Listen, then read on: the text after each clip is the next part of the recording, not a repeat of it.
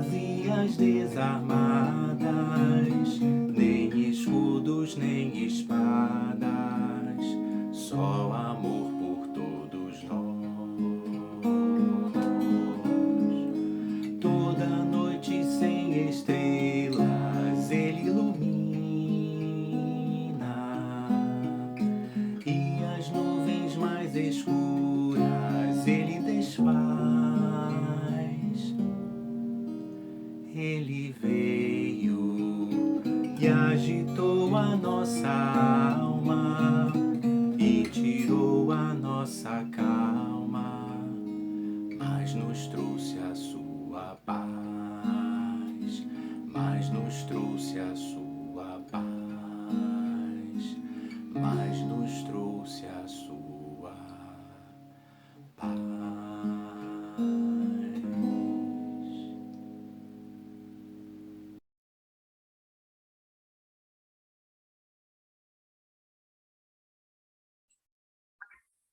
Olá, sejam bem-vindos. Agradecemos a todos que assistem a nossas reuniões públicas virtuais através deste canal.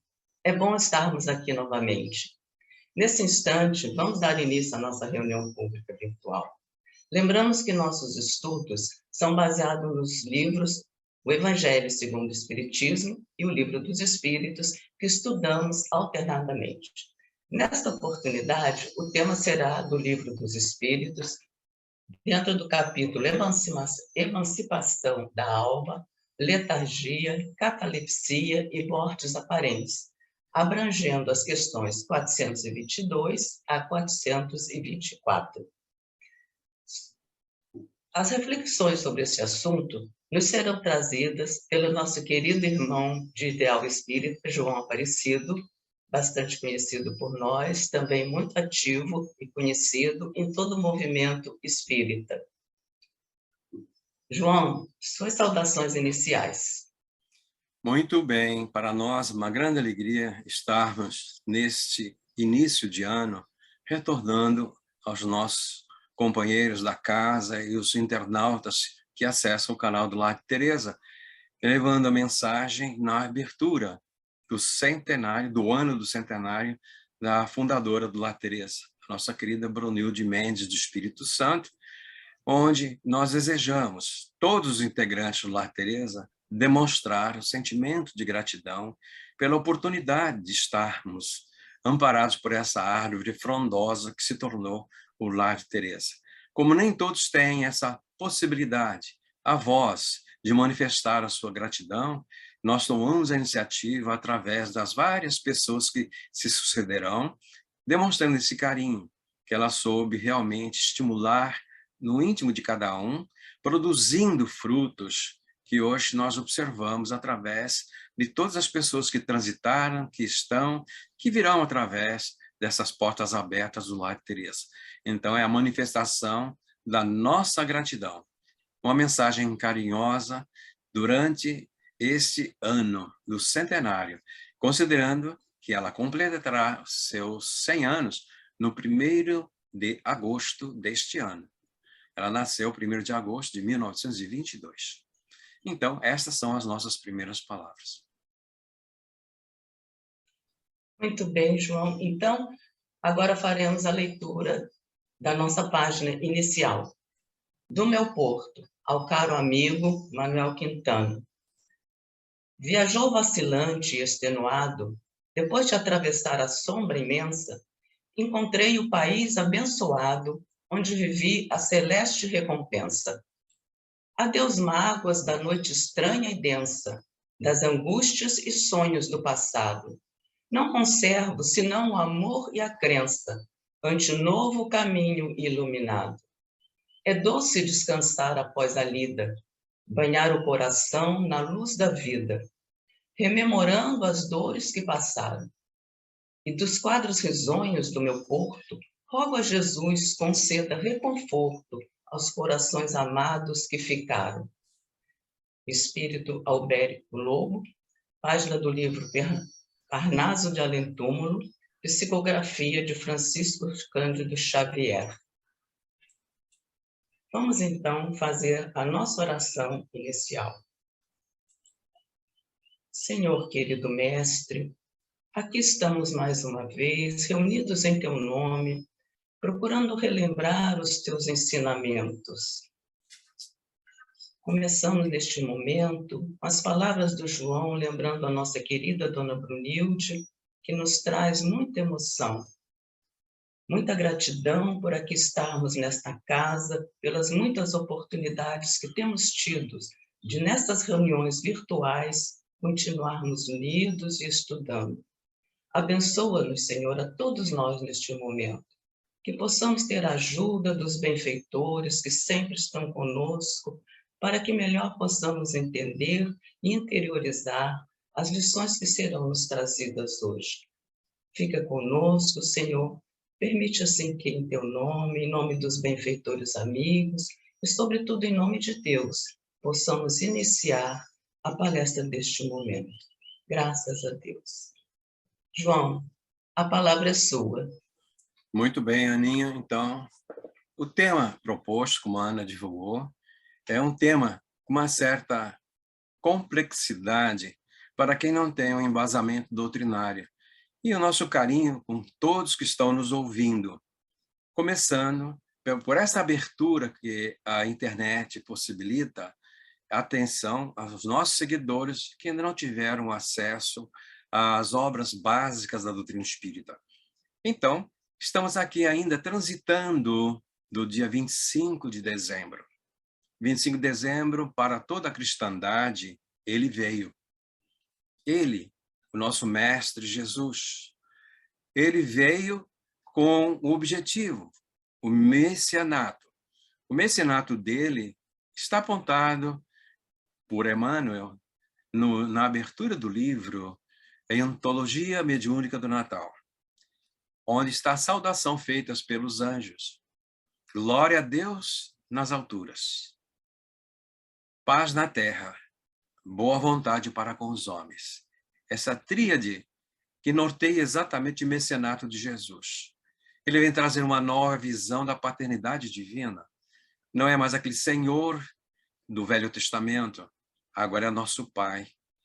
Ele vai falar exatamente desse amor da paternidade. Então, ele vai falar sobre a lei do amor e exemplificando como devemos amar-nos uns aos outros.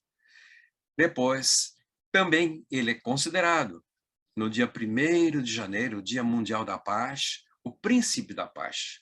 Ele diz, paz aos homens, a todos os homens. Então, boa vontade para com os homens. Boa vontade para com os homens está subentendido que venhamos a vivenciar num clima de muita paz. E transitando nesses ensinamentos do nosso Mestre Jesus, nós vamos observar uma determinada anotação de Lucas, em que há uma citação muito imperiosa. Está em Lucas 18, 19.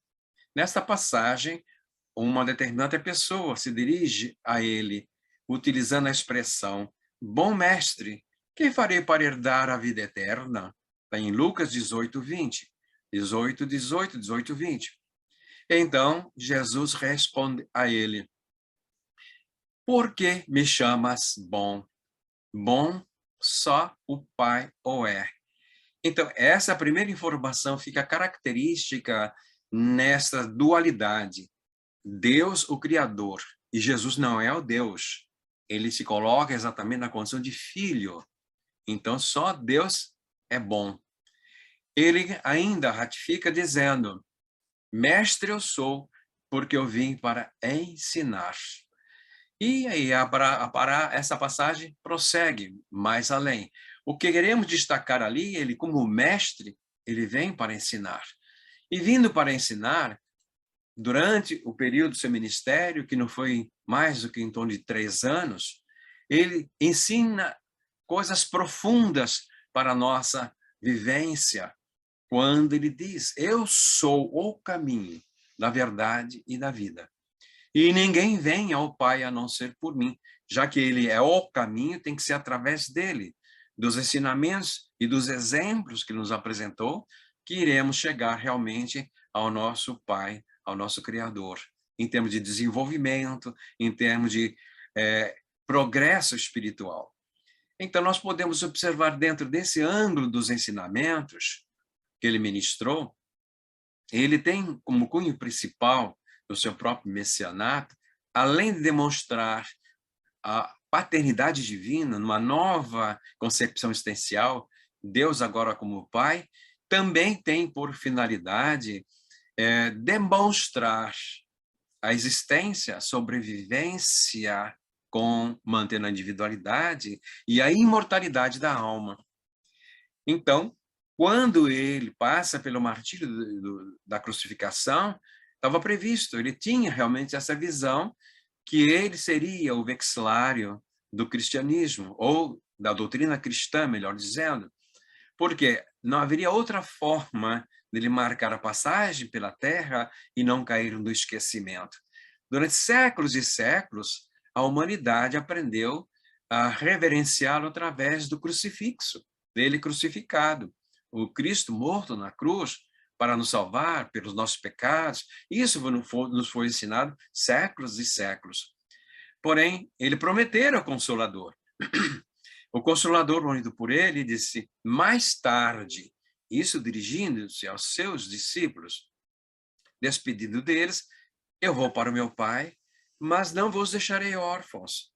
Se me amardes e guardares meus ensinos, eu rogarei ao Pai, e ele vos enviará um outro Consolador, que repetirá o que vos tenho dito, e vos falará de muito mais que por hora não podeis suportar, e ficará convosco por todo sempre.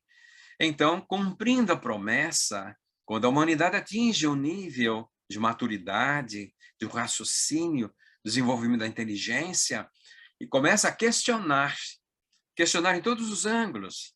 Mas se Deus existe, por que tanta miséria? Se Deus existe, por que tanto sofrimento? Se Deus existe, como permite que venha a pandemia? Então, isto é natural que haja os questionamentos. Por quê? Ascendemos a um nível de progresso que nos permite raciocinar. E como diz os estudiosos, a base da filosofia está exatamente no questionamento. E quem pergunta necessita de respostas. Este é o momento propício para a vinda do Consolador. E o Consolador vem através do missionário Allan Kardec.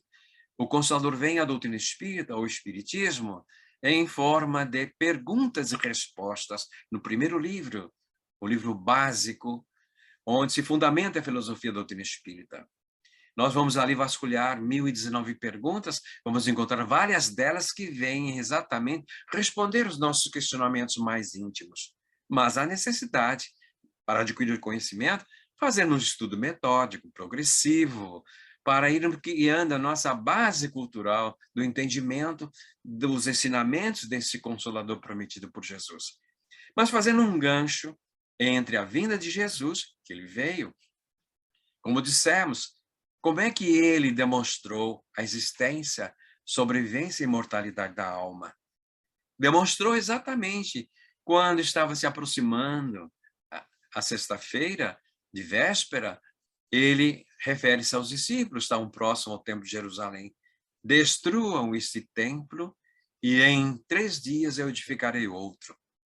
Eles ficaram se entreolhando, pensando, estranhando. O mestre construir o templo, eles raciocinaram o templo de Jerusalém em 3 dias. E ficaram naquela dúvida. Mas é óbvio que Jesus não se referia ao templo de Jerusalém. Ele se referia ao que ele chamava de o templo da alma. O templo da alma é o corpo que nós habitamos. Nós não somos esse corpo. Esse corpo é uma dádiva divina. É o nosso instrumento de evolução, de progresso. E ele denominava de o templo da alma. Então, os homens destruíram ele com a crucificação, como ele dissera. 3 dias depois, ele ressurge. Chamaram de ressuscitou. Hoje, com o sentido real desta palavra, em realidade ele não ressuscitou. Porque ele construiu outro templo, no sentido dele, no sentido que ele colocou. Se fosse a ressurreição, ele destruiu e eu reconstruirei. Então, reconstruir seria voltar no mesmo corpo. Mas ele deixou muito claro para todos nós, quando utilizando uma expressão esclarecedora. Não vim destruir as leis divinas, mas dar-lhe cumprimento. Pela lei biológica, um corpo que já chegou no processo da desintegração, chamado morte, não tem mais possibilidade de voltar à vida. E para que haja a manifestação da vida, há um ser espiritual vinculado a este corpo. Assim seja, a cada embrião está ali um espírito vinculado. Durante o período de gestação, o espírito está ali com a sua forma, chamada hoje pela doença de perispírito. Paulo chamava de o corpo espiritual. Paulo dizia, morre o corpo físico, ressurge ou nasce o corpo espiritual. Então, Paulo tinha noção desse corpo espiritual exatamente pela demonstração que Jesus dera. Quando ele retorna a partir do momento do seu ressurgimento, no domingo de Páscoa, e a Maria de Magdala, a primeira a ver, as senhoras são as primeiras que vão lá para cuidar realmente do processo final, do sepultamento dele, que não houvera tempo de ter feito isso, porque a noite da sexta-feira caíra, e eles não poderiam fazer isso, deixaram então para o domingo. E então, ao deparar-se com Jesus, ela não reconhece. Ele observa, e ela então, ele pergunta, mas mulher, por que choras? Por que levar o corpo do meu Rabboni, do meu mestre? E o diálogo prossegue, e em dado momento, por alguma característica, ela passa a reconhecê-lo, que não seja física. A voz, a conversa, o diálogo. E ela então se anima, abre os braços e diz, Rabboni! E ele diz, não me toques, porque ainda não fui ao Pai. Essa passagem é muito significativa. Por quê? Porque ali ele estava visível, mas não estava tangível. Ela estava vendo realmente. Mas vendo o quê? Aquele corpo espiritual. Ou, na doutrina espírita, o perispírito. Se ele tivesse tangível, ela poderia tocá-lo, como mais à frente tem a passagem de Tomé.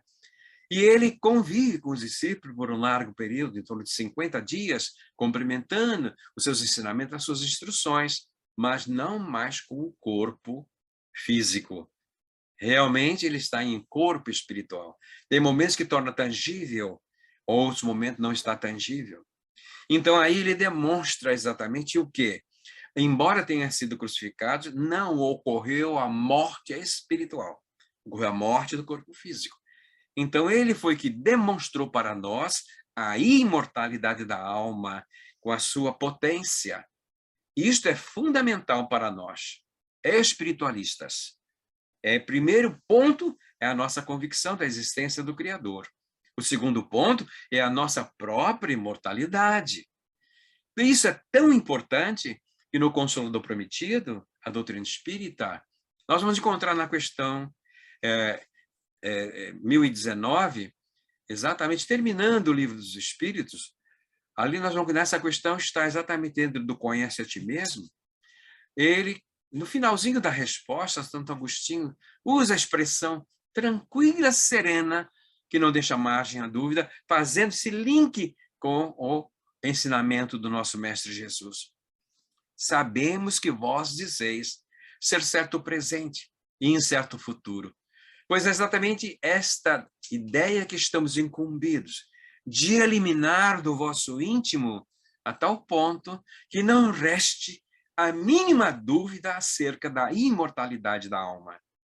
Com esse objetivo foi que nós ditamos o Livro dos Espíritos, e que vos achais incumbidos de espalhar.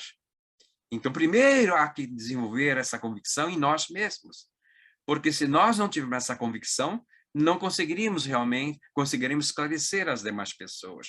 Por isso que temos que estudar, trabalhar, desenvolver essa concepção da existência, sobrevivência e imortalidade da alma.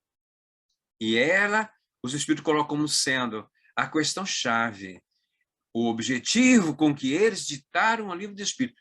Um objetivo, que nós tenhamos a convicção de que somos almas imortais.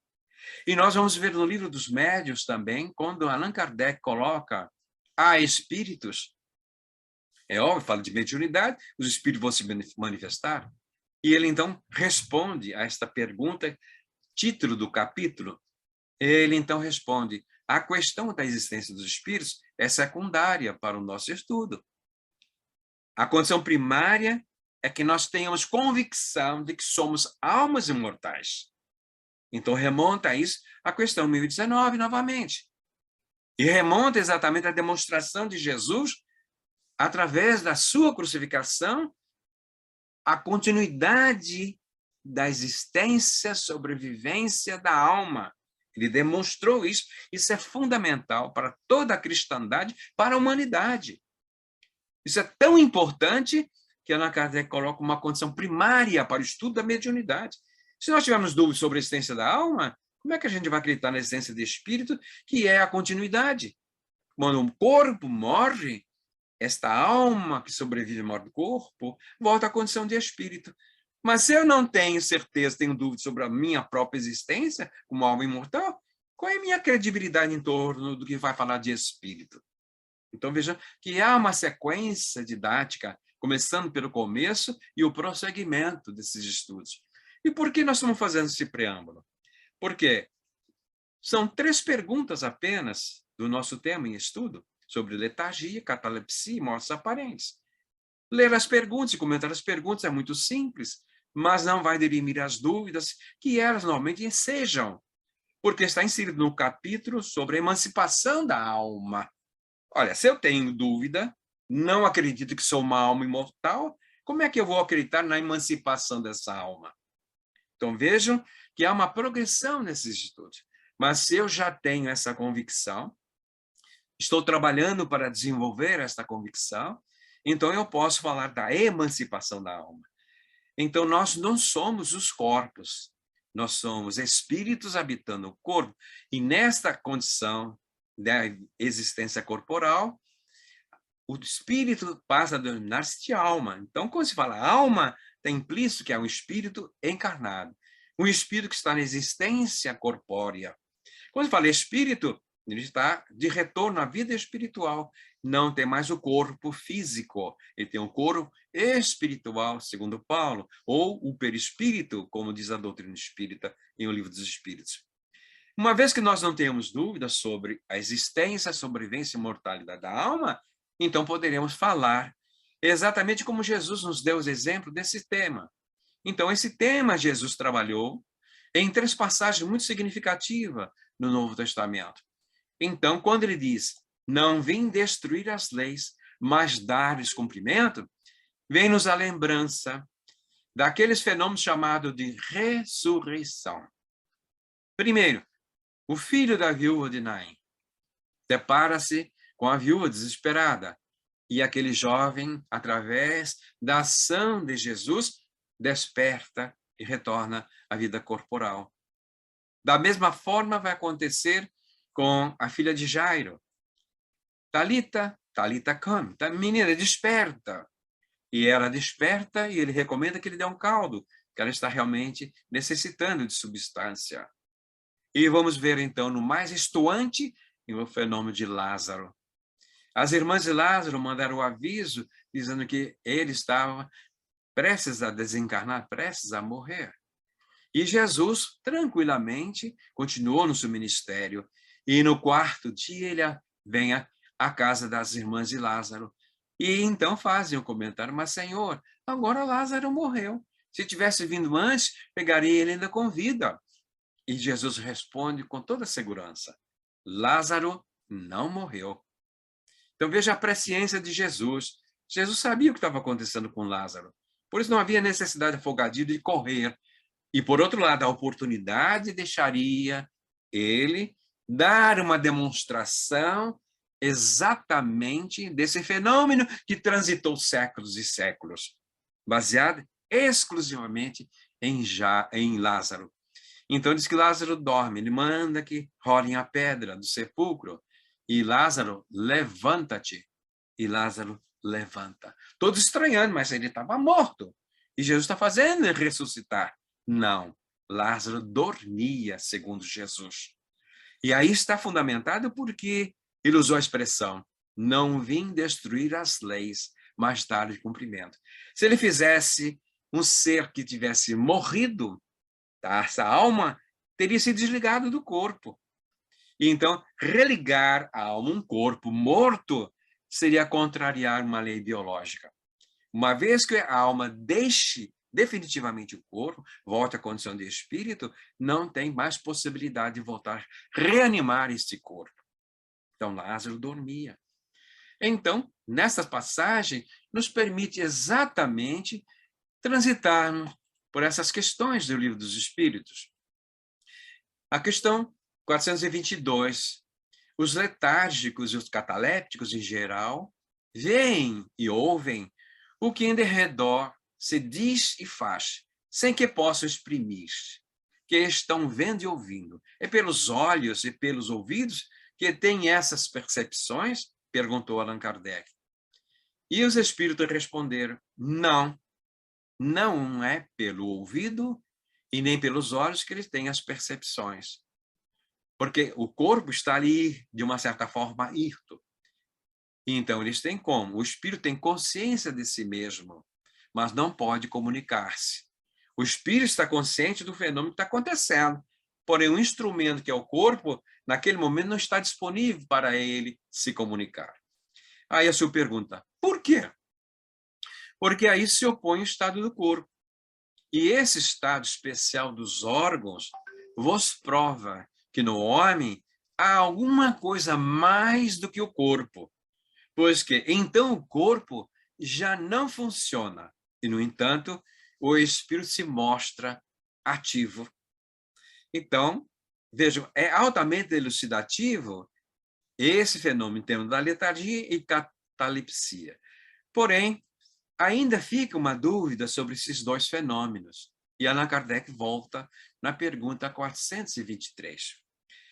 Na letargia, pode o espírito separar-se inteiramente do corpo, de modo a imprimir-lhe todas as aparências da morte e voltar depois a habitá-lo?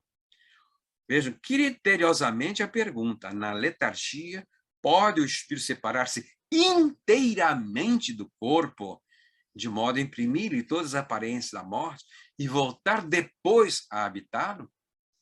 Responde os espíritos com sabedoria. Na letargia, o corpo não está morto, porquanto há funções que continuam a executar-se. Então, o processo biológico prossegue. Sua vitalidade se encontra em estado latente, como na crisálida. A crisálida, nos vai lembrar o quê? Exatamente a lagarta, que se transforma na crisálida antes de se transformar em borboleta. Então, quem olha o casulo da crisálida ali, pensa, ele está sólido, dá a impressão que está inerte. Mas dentro existe um ser em estado de latência, porém não aniquilado.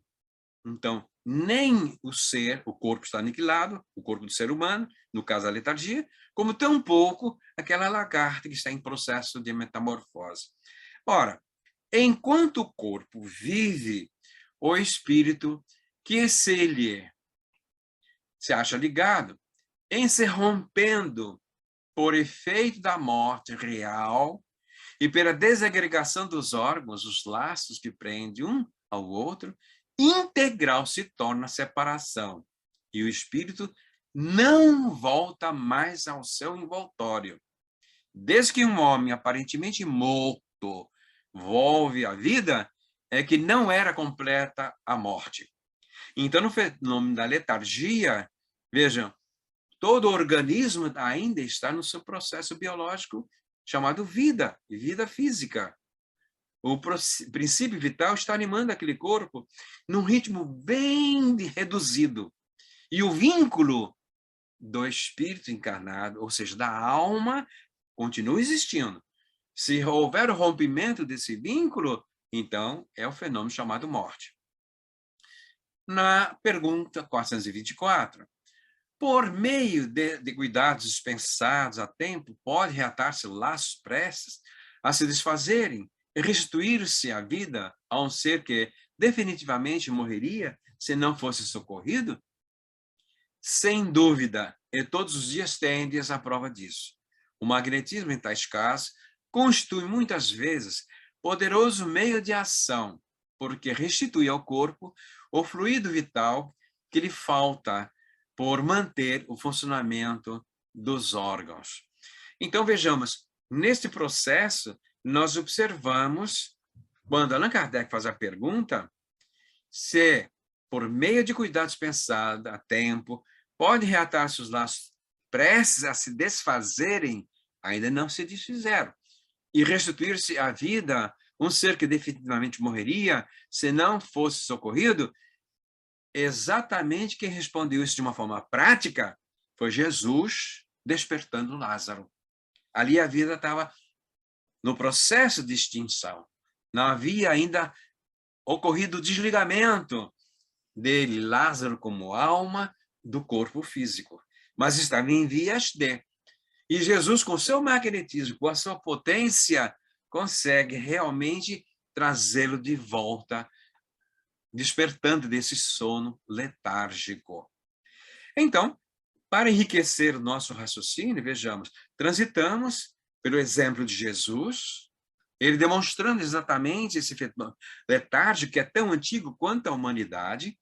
E por que nasceu aí o fenômeno do velório? O velório realmente, velar durante 24 horas, por um dia, tanto tempo, um corpo, era exatamente para que não incorresse num processo deste, de sepultar uma criatura que tivesse um processo de letargia. Era comum durante o velório, de repente, aquele chamado defunto, despertar e se ver num caixão. E aí todos ficariam apavorados. Mas a cultura popular já conhecia o fenômeno de letargia, da chamada morte aparente.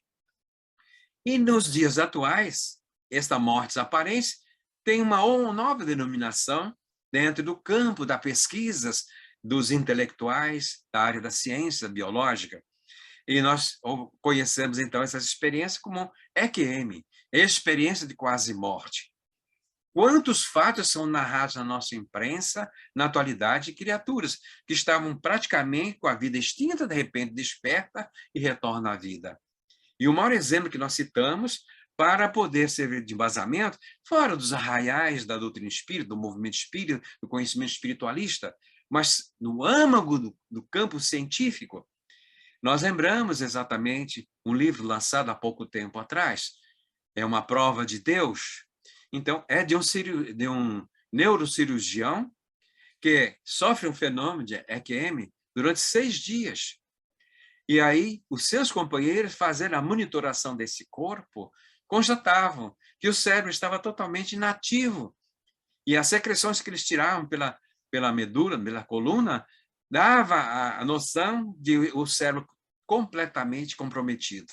E diziam, pela análise desses fenômenos ali que ocorria, que ele não retornaria mais à vida orgânica, à vida física. E se viesse a ocorrer, teria sequelas.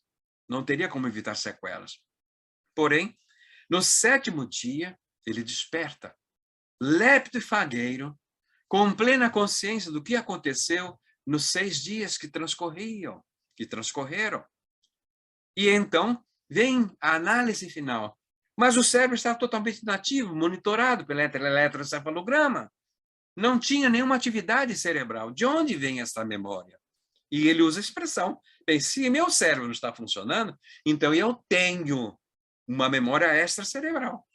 E esta memória extracerebral, nós encontramos onde? No ser imortal, no espírito, que agora, na condição de espírito. Ele não chegou à condição de espírito, por quê? Porque estava encarnado. Então, estava na condição de alma. Sua alma estava emancipada, fora do corpo físico, mas vinculada e presa ao corpo físico, o que possibilitou o despertamento dele no 7º dia. Então, já não é mais uma questão filosófica, simplesmente, não é mais uma questão simplesmente doutrinária, religiosa. A notícia vem através de Jesus.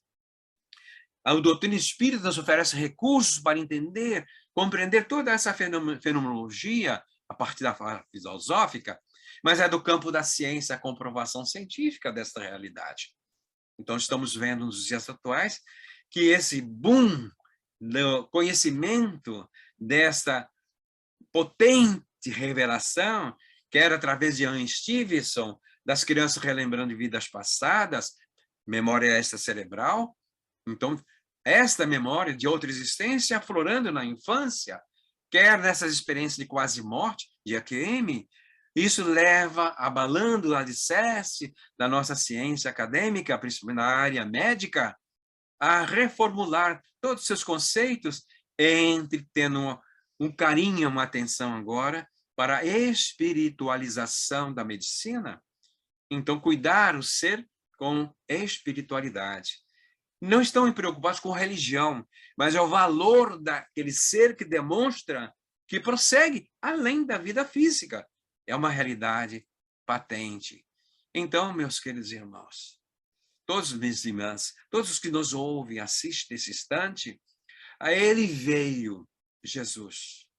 Veio pessoalmente demonstrar a imortalidade da alma. Não só a sobrevivência, conservando a individualidade, mas a sua imortalidade. Então, nós somos seres imortais. E mais ainda, ele nos estimulou através dos próprios discípulos, dizendo: tudo que eu faço, vós também podeis fazer, e muito mais. Mas existe um preço, existe um custo. Brilhe a vossa luz. Então, para brilhar a nossa luz, é desenvolver as potencialidades da alma. Para desenvolver essas potencialidades latentes, criadas à imagem e semelhança do nosso Pai, temos que vivenciar a nossa experiência física, extraindo o maior nível de aprendizado que isto nos possibilita.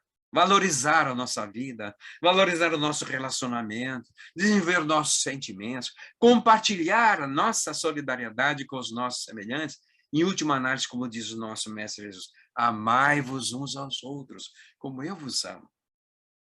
Poderíamos chegar ao nível, mas eu amo Jesus. Ótimo, nós já amamos Jesus. Porém, ele deixa um referencial para que não tenhamos a mínima dúvida que tipo de amor nós temos. O nosso amor é pedir somente que ele nos acuda nos momentos de aflição. Senhor, me socorra. Senhor, eu não aguento tanta luta. Senhor, eu não aguento tanto sofrimento. Ou é uma integração plena? E ele então deixa esse referencial. Aquele que me ama segue os meus ensinamentos. Então, amados irmãos e irmãs, que possamos dar esta prova patente ao nosso Mestre Jesus. Ele veio e continua vindo, está sempre presente conosco. É o momento de nós valorizarmos essas vindas dele. De uma vez por todas, começar a desenvolver essa potencialidade que existe em nós, de amar o nosso próximo como ele nos ama, para que possamos realmente demonstrar o nosso amor em forma de gratidão ao nosso Mestre Jesus. Muita paz em todos os corações. Obrigada, João, pela sua disponibilidade, aceitando o convite para estar aqui conosco, carinhosamente nos trazer as suas reflexões tão importantes. Esse tema que para muitos parecia difícil, você soube trazer de maneira que ficou claro, ficou mais fácil, com os exemplos que você nos apresentou. Agradecemos, então, por tudo que você nos trouxe neste momento. Agradecemos também a todos que nos assistem. Convidamos para a próxima segunda-feira, às 19 horas, quando teremos o tema Não Vim Trazer a Paz, mas a Divisão. É do Evangelho segundo o Espiritismo, capítulo 23, Estranha Moral, de 9 a 14. Vamos então encerrar a nossa reunião pública virtual, a nossa prece final. Lembrando a doce figura do Mestre a nos envolver, vamos nos dirigir a ele, dizendo: Senhor, agradecemos por esta oportunidade de aqui estarmos relembrando os teus ensinamentos. Que possam as tuas mensagens iluminarem a nossa caminhada, nos fortalecendo para que consigamos vencer todas as dificuldades naturais desta vida. Abençoa, Senhor, a todos nós, viajores vacilantes e extenuados, como disse o companheiro Manuel Quintana, que sigamos confiantes que estás sempre conosco e que nos esperas no final desta jornada. Assim, possamos encerrar essa nossa reunião pública virtual com as tuas bênçãos, Senhor, as bênçãos dos benfeitores da nossa casa e, sobretudo, com as bênçãos de Deus. Que assim possa ser. Muita paz a todos.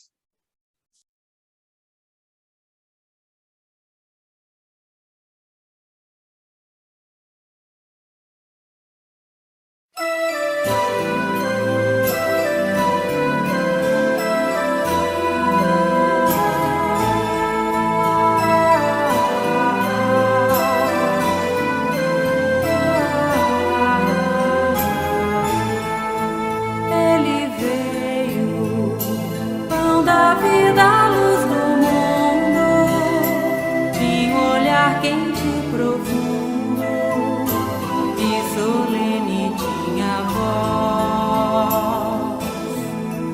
Ele veio, mãos vazias, desarmadas, nem escudos, nem espadas, só amor por todos nós. Toda noite sem estrelas ele ilumina, e as nuvens mais escuras ele desfaz.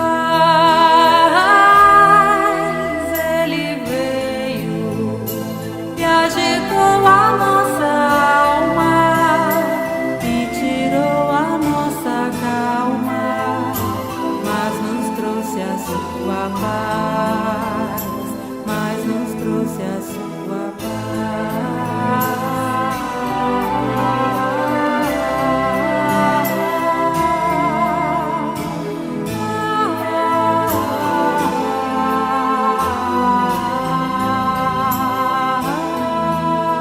Ele veio, mãos vazias, desarmadas, nem escudos, nem espadas, só amor por todos nós.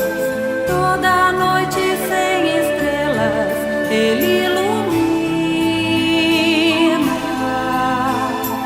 e as nuvens mais escuras ele desfaz.